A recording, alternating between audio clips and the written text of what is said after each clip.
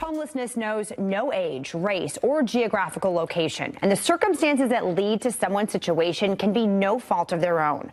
For young people, they may be having to escape a dangerous situation, have no other options, and that's where the Covenant House comes in. It's a national organization with locations in both Grand Rapids and Detroit. We've got Megan Dunn here. She's the CEO of Covenant House, Michigan. Carolyn Allen, the assistant program manager, here to share more about their mission. Ladies, thank you so much for being here. Thank you. Let's talk a little bit more about Covenant House.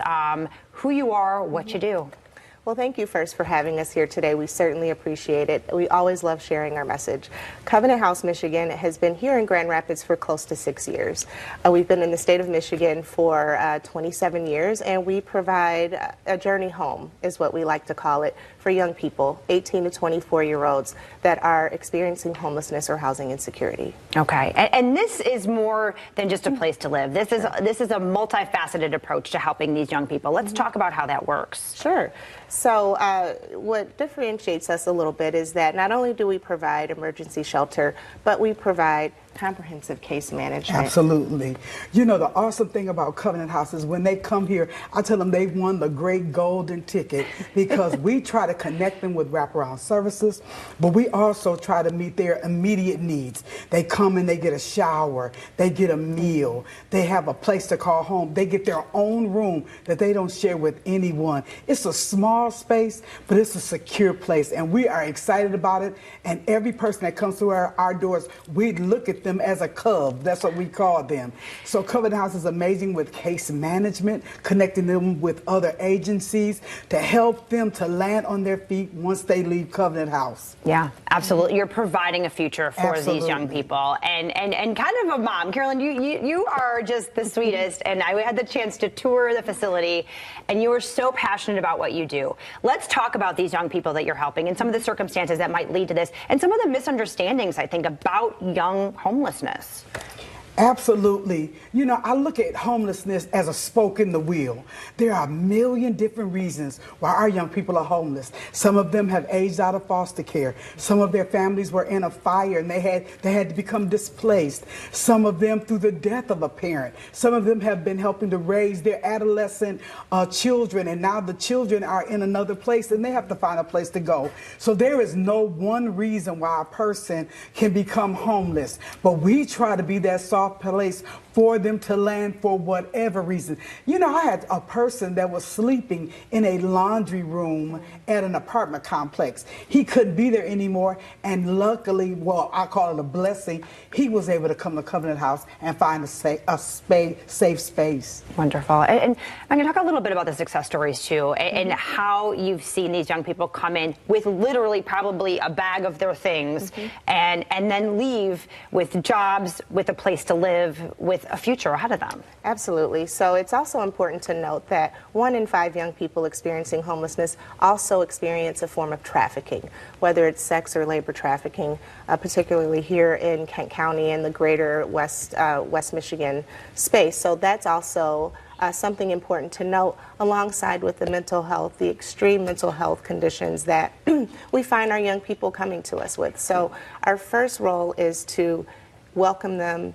We give them unconditional love, absolute respect, and relentless support.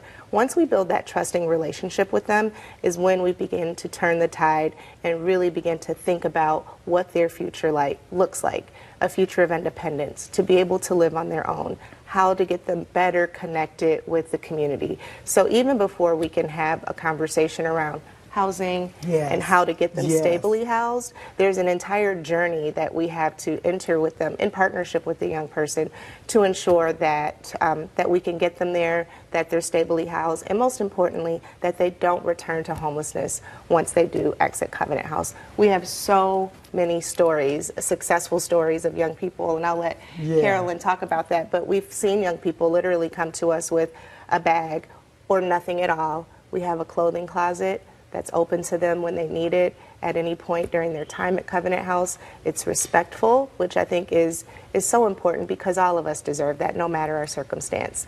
So we do have young people that come to us with nothing. Absolutely. Yeah. But they leave with love. Yes, absolutely. For a quick example, we had a young man, I'm going to call him room number 1. He was legally blind. He had a voucher, and we were able to connect him with an apartment. And to take that young man to that apartment and to slide those keys over to his long-term housing, I was so excited, especially when I saw there was a laundry in his bathroom. I was more excited than he was. But the blessing that he could go through the cracks to find a safe space was absolutely a blessing. It was a great day. That was a great day. Yeah. And we have so many stories of that, where we just help young people. We give them their keys. Yes. And then they get there, and we're with them on their journey. So once they even exit Covenant House, we stay with them for some time. Aftercare. We follow them with an aftercare model, so that, again, our goal is to not only get them stably housed, but ensure that they're able to connect with the community and remain housed and independent for the duration of their lives. It's amazing, amazing work you're doing. How can we help you? Well, first, opportunities like this to tell our story is always incredibly helpful. At Covenant House, we welcome volunteers. We, of course, welcome donors. It costs to do this work. But I think most importantly is really getting connected with the community, with other service providers. There are great service providers across the greater Grand Rapids area that are doing very similar work. I think our goal is understanding that there's more power when we do this together, when we're able to link forces so that we can set the goal to end homelessness as we know it today. In a country with the resources that we have, I believe firmly that there's no reason that there is not a safe place for a person to sleep should they need it. So I think it's helping to get connected into the community with other service providers. And of course, we love volunteers, donors, and others to come to our space, be able to see the work that we're doing. Wonderful. Ladies, we appreciate you so much. Thank you so much for being here. You want to learn more, you want to volunteer, you want to donate, covenanthousemi.org. And there's both the locations in Detroit and here in Grand Rapids. We'll be right back.